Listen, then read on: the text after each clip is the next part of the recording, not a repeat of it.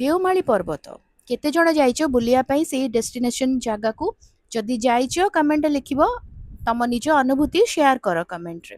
तो आज वीडियो रे डिस्कस करबा जानिबा किछि इंटरेस्टिंग फैक्ट देवमाली पर्वत विषय। देवमाली पर्वत शिखर ओडिशार प्राकृतिक सौंदर्य एक अन्यतम प्रतीक।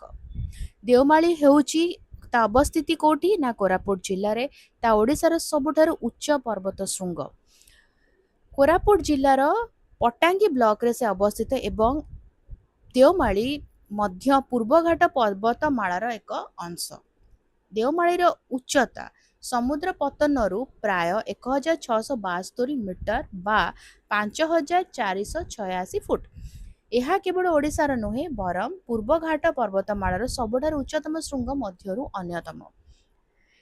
ଏହାର ବିଶାଳତା ଆଉ ଉଚ୍ଚତା ପାଇଁ ଏହାକୁ ଅନେକ ସମୟରେ ଓଡ଼ିଶାର ଏଭରେଷ୍ଟ ବୋଲି କୁହାଯାଏ। ଦେଓମାଳି ପାହାଡ଼ ପାଦଦେଶରେ ଅନେକ ଛୋଟ ବଡ଼ ଝରଣା ଏବଂ ଜଳପ୍ରପାତ ରହିଛି ଯାହା ଏହି ସ୍ଥାନକୁ ପ୍ରାକୃତିକ ସୌନ୍ଦର୍ଯ୍ୟରେ ଭରିଦିଏ। ଏଠାରେ ଅନେକ ପ୍ରକାର ଦୁର୍ଲଭ ଔଷଧୀୟ ବୃକ୍ଷଲତା ଦେଖିବାକୁ ମିଳେ। ପ୍ରକୃତି ପ୍ରେମୀଙ୍କ ପାଇଁ ଏହା ଏକ ସ୍ୱର୍ଗ ସଦୃଶ।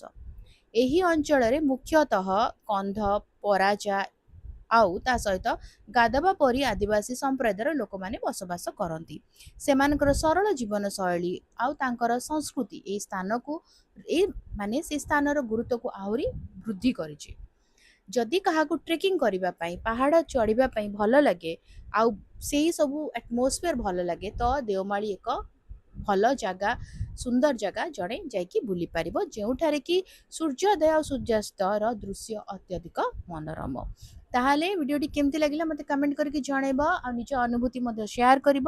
ଆଉ ଯଦି କିଛି କ୍ୱେଶ୍ଚିନ୍ସ ଅଛି କମେଣ୍ଟ ଲେଖିଦେବ। ଆଉ ଯଦି ଆଉ ଡିଟେଲ୍ସ ଜାଣିବାର ଅଛି ତାହେଲେ ମଧ୍ୟ କମେଣ୍ଟ ଲେଖିଦେବ। ଆମେ ଫର୍ଦର ଆଉ ଡିଟେଲ୍ସ ଜାଣିବା ଦେଓମାଳି ପର୍ବତ ବିଷୟରେ। ତାହେଲେ ରହୁଛି ଯଦି ଭଲ ଲାଗିଲା ଭୁଲିବନି ଲାଇକ୍ କରିଦେବ, ଅନ୍ୟମାନଙ୍କ ସହିତ ସେୟାର କର, ଚ୍ୟାନେଲକୁ ସବସ୍କ୍ରାଇବ କରି ବେଲ୍ ଆଇକନ୍ ପ୍ରେସ୍ କରି ଅଲ୍ ନୋଟିଫିକେସନକୁ ଅନ୍ ରଖିଥାଅ। ତାହେଲେ ରହୁଛି ଦେଖା ଆଗାମୀ ଭିଡ଼ିଓରେ। ଭଲରେ ରୁହ, ସୁସ୍ଥରେ ରୁହ, ମୋତେ ଅନୁମତି ଦିଅ। Bye bye.